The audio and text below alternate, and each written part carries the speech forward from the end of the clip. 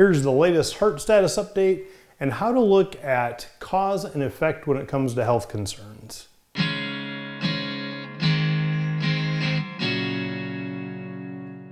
The last month has been pretty educational as far as the heart goes. I had a couple cardiologist appointments, I had a couple PCP appointments, and there were a lot of learnings about trying to figure out what's wrong with my system and what do we do about it.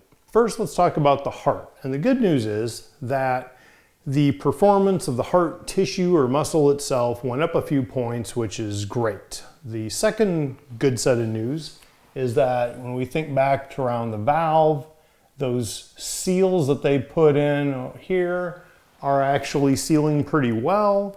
So that's good. He can't hear any murmur from there. I still have a mild stenosis, all generally positive things. The EKG looked fairly normal for what it's been through. Blood pressure is doing well. So all those things with the heart seem to be at least stable. Now, all that aside, the heart is still terminal congestive heart failure condition, and things like the scar tissue to the valve border are going to continue to break loose around here. Eventually that could float off with enough time. There are still other things like the fact that the whole heart ventricle of the muscle is dilated. So when you have, let's see, here's your chamber and here's the tissue around it. As this tissue grows, and mine is already dilated or larger than it should be, but as it grows, not only does it grow this way, but it also grows this way. So the chamber capacity goes down as this gets thicker, and as that goes down, the heart has to beat faster to pump the same amount of blood, and as it beats faster, it works this muscle harder, which means that it continues to grow and shrink this, and eventually it becomes a runaway condition and you have heart failure too. There is a mild stenosis in the new valve. There is a slight leak in one of the other valves. There's the bicuspid aortic valve instead of tricuspid. So there's plenty of other pitfalls besides just the heart failing itself. Now, despite the fact that the heart was actually improving and has somewhat stabilized in its current condition since the last procedure, the general heart health, I'm going to say my health, which I kind of base on breathing, fatigue, things like that. So I was not too bad a year ago as far as, let's just say this is my breathing. I wasn't too bad, say, a year ago, and then it started kind of falling off. And then I had the procedure, and when I had the procedure, it actually got worse.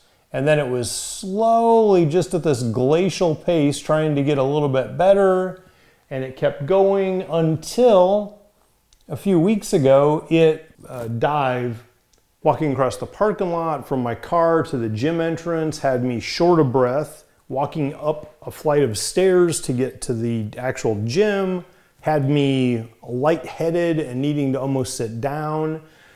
Once I'm sitting on a piece of equipment, I can use it usually, but carrying dumbbells around, just in general, even with the dog in the backyard, if I tried to do a light jog just to see how it went across the backyard, completely out of breath after like 2 times back there. So something was seriously wrong, and it was very clear that something had regressed in terms of this breath performance. As far as fatigue, there's times I would get up early in the morning and go swim after an 8-hour night of sleep, which in itself is a bit uncommon for me.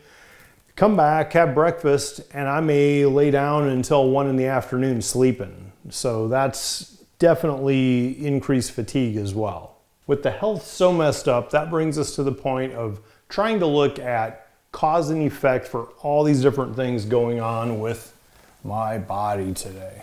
Now, I've had procedures very similar to the one I had a couple months ago without near this many problems. So I want to try to focus on what was different this time versus the other times. So let's look at causes. For one thing, I had 2 surgeries which meant 2 doses of general anesthesia, which isn't good. I had the bladder nick that required this second surgery to fix, cauterize basically the leaks in the bladder. So blood urination and all that fun stuff coming from that. Now the Plavix, the blood thinner that I was taking for this, is the same stuff I've taken before with no bad effects. However, the Farxiga and the big one, that Entresto, whatever, close, you know what I mean. Entresto, which caused all kinds of havoc in the beginning and made me feel about the worst I've ever felt in my life. So those new drugs for that short period were also new variables here to consider as well. Now let's look at the effects that I've seen throughout this. The main ones, physical effects I'll call them, are things like shortness of breath is a big one, right? Which is an SOB. You've got fatigue, which is closely related. There's also high pulmonary pressure. And what this is, it's when the lungs feel filled up. They may have fluid in them. It's a little bit harder to breathe when you have this. Basically, when the heart is not functioning well, it's failing to clear out the lungs, which means the lungs start to sort of fill up, they're not evacuated, and that can cause a bunch of other problems, but we'll just call it high pulmonary pressure. In other words, a high pressure in your lungs. Now, those are all things that I can physically feel, but there are other things like urine, blood. There is, I'll say, thick urine, which basically means dark yellow urine. There were labs that showed low vitamin B12, low folic acid, low D vitamin. There were dysfunctions like liver, like kidney dysfunction. And the big one most recently is low iron and hemoglobin in the blood. And this last one, the valve clinic found this in a blood lab when I went in to talk to them about how bad my shortness of breath and fatigue were, when it kind of tanked a couple weeks ago, and they said that, we see that your iron and hemoglobin are very low. They've dropped from 12 and change the last day you were in the hospital to just barely over 9. That could absolutely contribute to why you're feeling like garbage now. I'm going to add over here procedure recovery, which does include things like a lowered appetite, etc. And if we look at these, part of the problem with trying to figure out what causes what is that some things can be caused by a different thing. In other words, we know that shortness of breath is sort of related to heart not functioning well, right?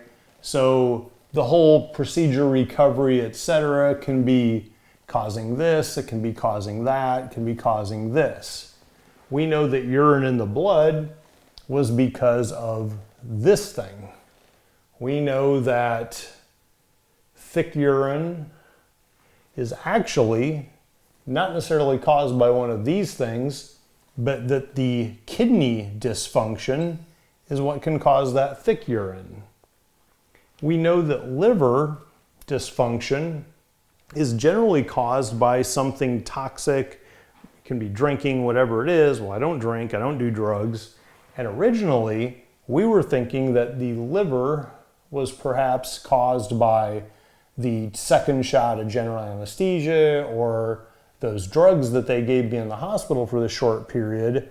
However, what I learned this week is that those could have had a short-term effect on the liver, but the reality is when you have high pulmonary pressure, that can actually lead to things like liver and maybe even kidneys, because it's failing to clear out the system. Therefore, this backs up, so does everything else. So those are also related. Now we're finding out too, recently, just a couple weeks ago, that this is now causing shortness of breath and fatigue. I don't seem to have this as much anymore.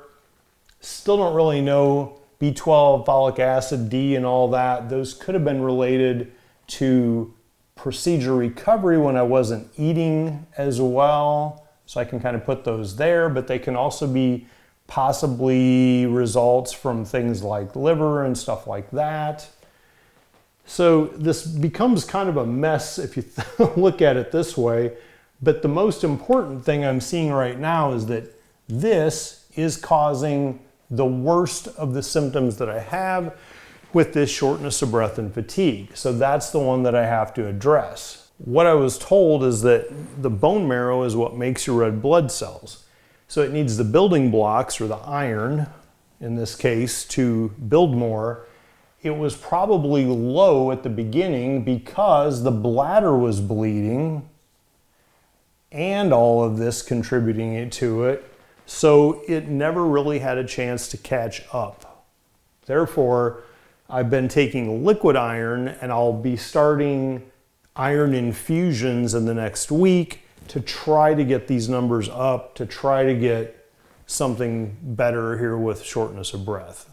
A couple other things I learned during the last couple weeks was that the item I mentioned, the Plavix, we've talked about before, it's called a blood thinner, and it keeps the blood from clotting to the implant device, these plugs that are around the valve. We always considered thinner, everybody uses that word, medical and layman, and blood thinners are basically a term for these chemicals that we put in our body that make it less likely to clot. And so when I heard the word thinner, I asked my cardiologist, is there any chance that the blood thinners I'm taking, they continue to make blood urine a bit of an issue, but could they also be contributing to the low iron, hemoglobin, shortness of breath and that? Because in my mind, I think, well, if this is blood and there's less blood cells in it because it's thinner now, does that contribute? Turns out that blood thinner is not actually an accurate term. Thinner is just what we call it, but what it really does is it inhibits the blood's ability to clot. So if we cut ourselves on blood thinners, we think of it as being thinner because it bleeds more, but what it's really doing is it's not changing that concentration of the blood at all. It stays the same in the blood. It just reduces the ability of that blood to clot. So that was one learning. Another thing that I learned in the discussions with the cardiologist is that in talking about the iron levels and that, the tissue valve that I have means that tissue is closing against tissue as the blood goes through it.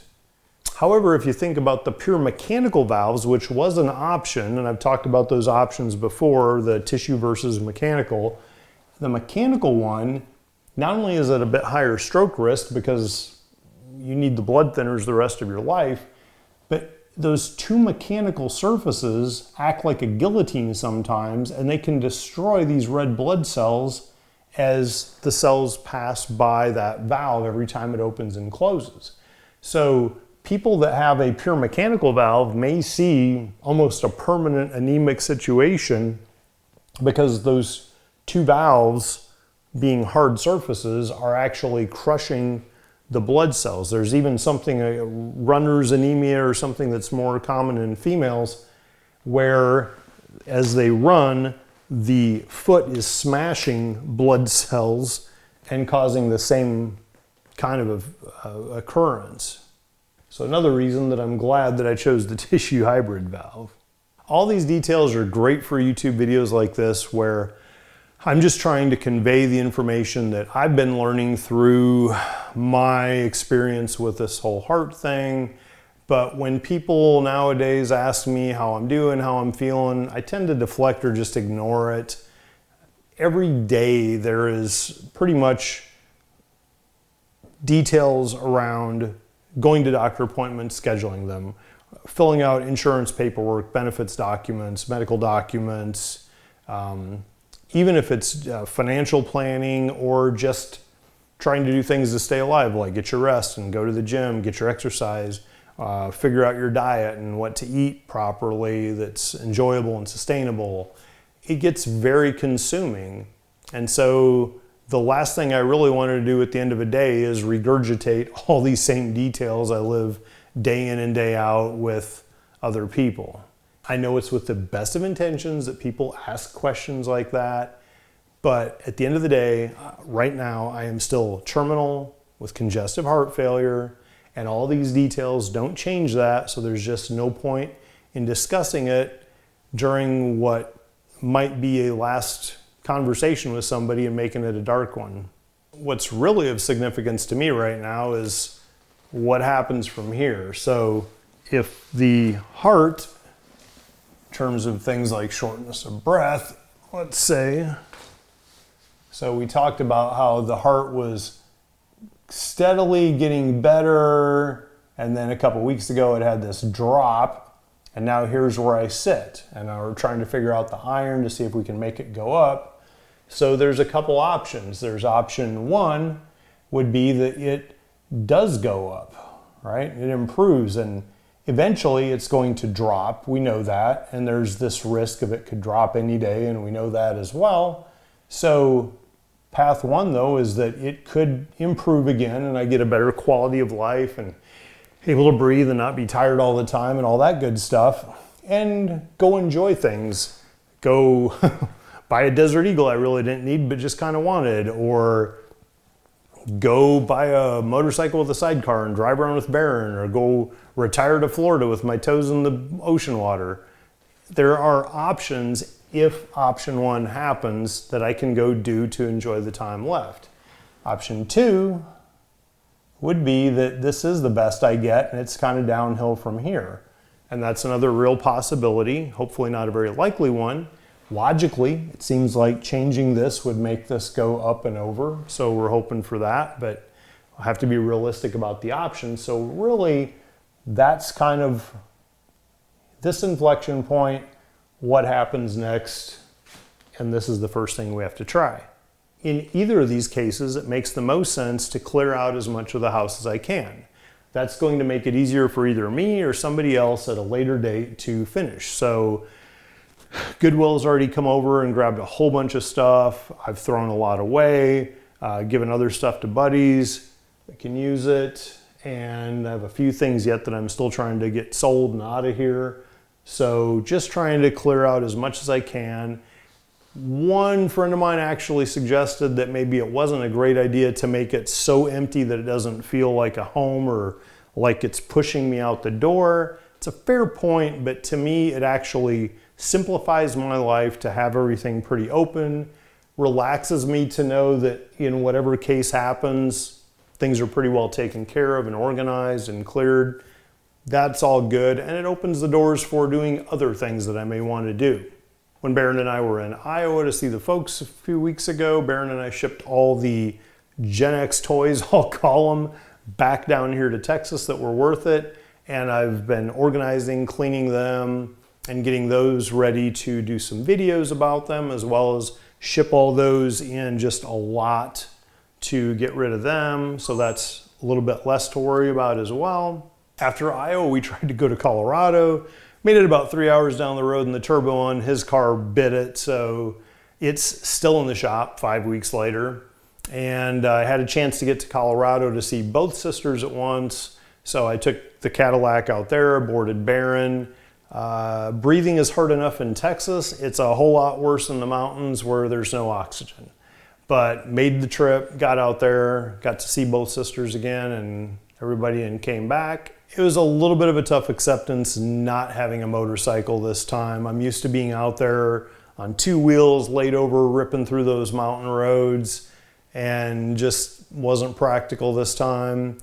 But still had the Cadillac, still had fun with it, and still got a couple adrenaline shots at a spirited pace through the canyons.